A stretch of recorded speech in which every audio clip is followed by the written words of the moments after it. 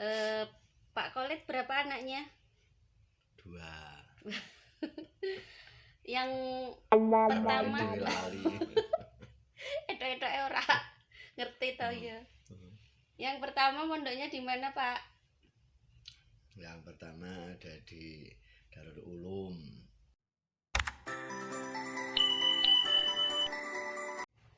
Hai guys, assalamualaikum. Jumpa lagi dengan saya. Di sini sudah ada Pak Kolit, suami saya, yang mau saya tanya-tanya tentang anaknya yang mondok ya. Pak Kolit berapa anaknya? 2. Yang pertama Lali dhewe lali. etok-etok ora ngerti tau ya. Hmm. Yang pertama mondoknya di mana, Pak? Yang pertama ada di Darul Ulum, Peterongan, Jombang. Tempatnya Kampung Rejoso. Dan tempatnya lagi di Asrama Sulaiman Bilqis. Yang kedua? Yang kedua ada di pesantren Giri Kusumo yang diasuh oleh beliau panjenenganipun Simbah Kiai Munif Zuhri. Terus kenapa kok anaknya harus sekolah di pondok? Kenapa harus di pondok? Ya, ada beberapa hal, ada beberapa faktor yang menyebabkan itu. Yang paling utama adalah saya kepengen anak-anak saya bisa mengaji, terutama dalam bidang agama. Mengaji kan mesti ilmu agama. Karena apa? Orang bilang Jawa sangu, ya, sangune wong urip ki ya ilmu. Nah, ilmu yang paling tahu tentang ilmu agama itu akan diangkat derajatnya oleh Allah Subhanahu wa taala. Nah, salah satu untuk bisa mencari atau bisa ilmu agama tentunya kita harus belajar di pesantren, karena pesantren itu gudangnya ilmu agama. Kita tahu juga bahwa Rasulullah itu bersabda dalam sebuah hadisnya, tentunya sudah semuanya banyak yang tahu bahwa apabila kita menginginkan dunia maka kita juga harus mempunyai ilmu. Apabila kita menginginkan akhirat juga harus mempunyai ilmu. Apalagi dua-duanya, yang jelas seperti itu. Jadi asal pertama adalah kepengen anak-anak saya bisa mengaji, tidak seperti bapaknya yang brukudo gitu. Nah, jadi itu. Nah, kenapa di pesantren? Nah, karena juga pesantren itu mengajarkan kita di sana tentunya banyak dari berbagai kalangan. Ada yang ya dari segi ekonomi atas, ada bagian bawah, dan juga latar belakang mereka macam-macam. Nah, kita di situ bisa mengajarkan kepada anak untuk bisa berbaur dengan mereka, bergaul dengan mereka. Itu loh menjadikan contoh bahwa kamu juga di masyarakat nanti seperti itu. Tentunya belajar bermasyarakat yang paling awal adalah di pesantren.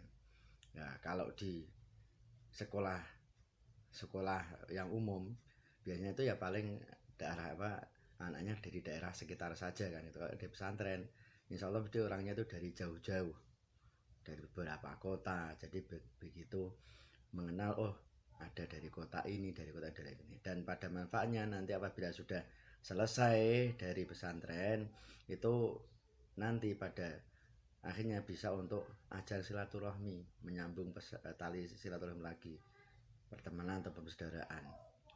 Ingat, saya punya teman di daerah sana, Allah mengizinkan waktunya bisa silaturahmi ke sana. Jadi ya banyak sekali manfaatnya untuk belajar, anak-anak belajar di pesantren. Jadi bagi yang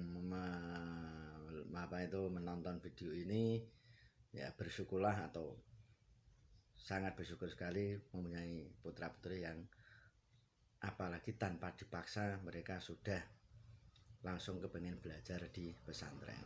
Kalau tidak mau ya tentunya ada banyak sekali dicontohkan oleh para kiai diwasilai atau dimintakan doa pada para kiai-kiai bagaimana anak itu bisa kepingin atau nanti di pondok itu paling tidak kerasan gitu ya. Karena apa ya, memang tantangannya itu di pondok banyak sekali ya, mulai dari pakaian hilang ya, orang bilang, terus ada penyakit kulit gudikan orang Jawa bilang gudikan, itu hal biasa lumrah bagi warga santri. Bahkan para kiai-kiai sepuh yang dulu itu mengatakan kalau anak di pondok kok belum pernah gudikan itu berarti ora bener-bener santri gitu. Tapi itu hanya, bukan berarti terus gudikan terus, enggak. Ya apakah diperlakukan sampai gudikan, apakah tidak diajarkan kebersihan? Tentunya di pondok itu bersihkan, tapi ya itu lagi, itulah nanti belajar bermasyarakat, utama itu di pesantren itu ada macam-macam tingkahnya anak-anak. Itu yang menyebabkan mengapa anak-anak saya suruh belajar di pesantren seperti itu. Dan mudah-mudahan Allah memberikan barokah kepada kedua putra saya, Allah memberikan barokah ilmu yang bermanfaat. Amin. Begitu. Iya. Oke. Terus kenapa milih di Girikusumo? Ya tentunya kita kalau memilih pesantren itu adalah pesantren yang sudah puluhan tahun umurnya. Bukan berarti pesantren baru itu mutunya kurang, bukan. Ya masing-masing punya alasan. Kalau saya alasannya karena saya di situ adalah satu waliyullah yang terkenal, yaitu Mbah Kiai Hadi, atau dengan sebutan termasyhurnya Ki Ageng Girikusumo. Nah, itu Ki Ageng Girikusumo itu kalau silsilahnya itu sampai pada ada Mbah Kiai Jago kalau nggak salah itu. Mbah Kiai Jago yang ada di daerah Penggaron Lor. Penggaron Lor itu ikutnya sudah masuk Kabupaten Demak, itu ada di Kecamatan Sayung. Kecamatan ikut Sayung, kalau desanya agak lupa, Beringin Jajar lah. Itu adalah bapaknya dari Mbah Kiai Hadi, Ki Ageng Girikusumo itu. Bahkan saya pernah mendengar dari Mbah Jago itu nanti bisa nyambung sampai ke Syekh Mudakir yang makamnya ada di tengah laut. Orang bilang makam terapung di tengah laut itu ya, di Sayung itu makamnya Syekh Mudakir atau Mbah Kiai Mudakir. Itu alasan saya kenapa di Peterongan. Nah, karena di Peterongan adalah juga termasuk pesantren tua, di mana di situ pernah belajar Gus Dur atau Kiai Abdurrahman Wahid. Gus Dur itu pernah belajar di situ. Oke, jadi yang di wilayah Jombang itu ada 4 pondok pesantren yang termasuk pesantren tua. Salah satunya di Rejoso itu Darul Ulum itu. Kemudian ada pondok pesantren Bahrul Ulum yang punyanya, yang mendirikan, yang merintis adalah Mbah Kiai Abdullah Rasulullah, dan pesantren di Den Anyar yang didirikan oleh Allahyarham Mbah Kiai Bishri Sansuri, dan juga